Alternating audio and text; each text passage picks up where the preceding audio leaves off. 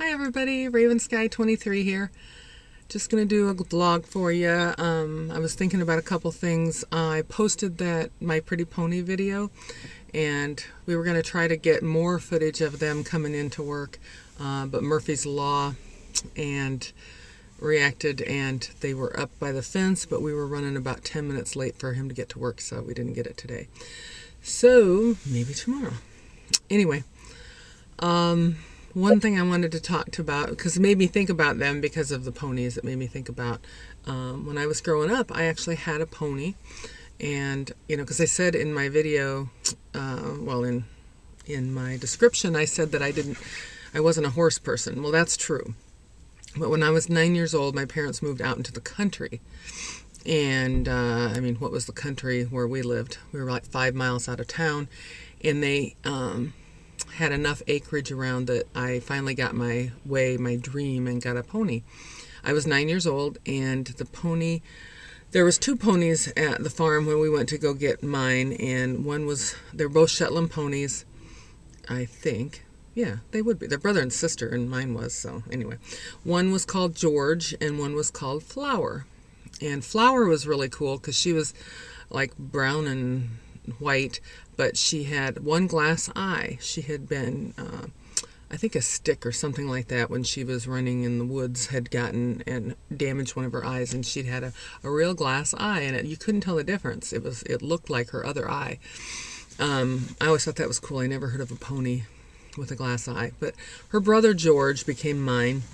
He was only a couple years old at the time, and he was mane trained, which meant, I could ride him without a saddle, and I could just steer him and make him stop by holding onto his mane and, guide him left or right and pull back to stop. And, yeah, that was the plan. The thing about George, he was a dapple gray, he was beautiful, and he was super loaded with personality. Well,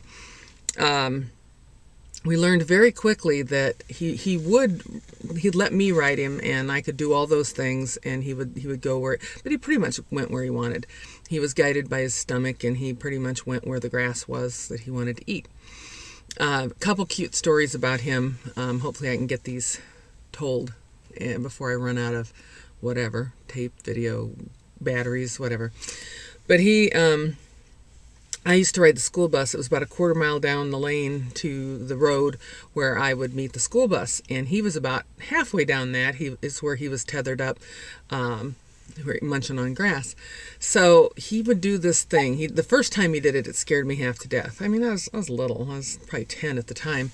And I never really saw him lay down except when it was time for me to go to school. And he was a fat pony, and he came to us that way. And he would lay down, and so his big belly was sticking up in the air. It looked like he was bloated, and I thought he was dead. He would play dead.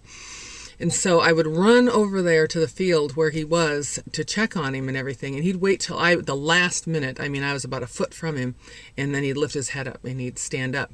Well, about that time is when the school bus would be driving by, and so I'd missed the school bus. So then my parents had already gone to work. So I would have to stay home with him all day because there was no way to get a ride to school. I was the only one that lived out where I lived. So I would have to call my mom. My mom would call into school.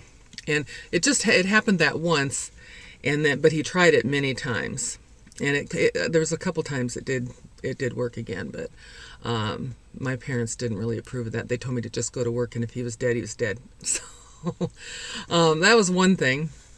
The other thing is we would go on vacation every summer for a couple weeks, and we'd usually go to California to see my aunt and uncle.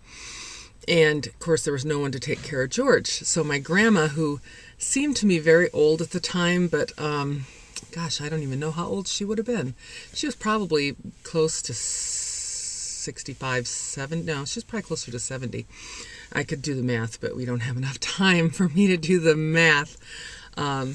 Anyway, so she said she would take care of him, and we didn't have a barn or anything. We had an enclosure and stuff, but mostly we just had him tethered on a big long tether that he could wander around and eat all the grass. Anyway, so she would go out there, and she'd have to move him to a different location. Well, he was just a pain in the neck, and he didn't like her at all, even though she was a wonderful, wonderful woman. And he knew as soon as she undid the tether that he could just take off and she couldn't stop him. So unfortunately, I mean, this is not a very funny story, but she got drugged one time by him, and so she refused to do it again. And I don't blame her because she lost some skin and she didn't break anything, thank God. But he had personality. He stepped on my foot and broke my foot one time. Because I wouldn't give him the oats he wanted. The oats were in a certain bucket, and he wanted that bucket. He kept pushing it with his nose, and when I wouldn't do it, I swear to God, he literally stood on my foot on purpose and broke the bone in my foot. And of course, they couldn't do anything to it. It just had to heal by itself. It was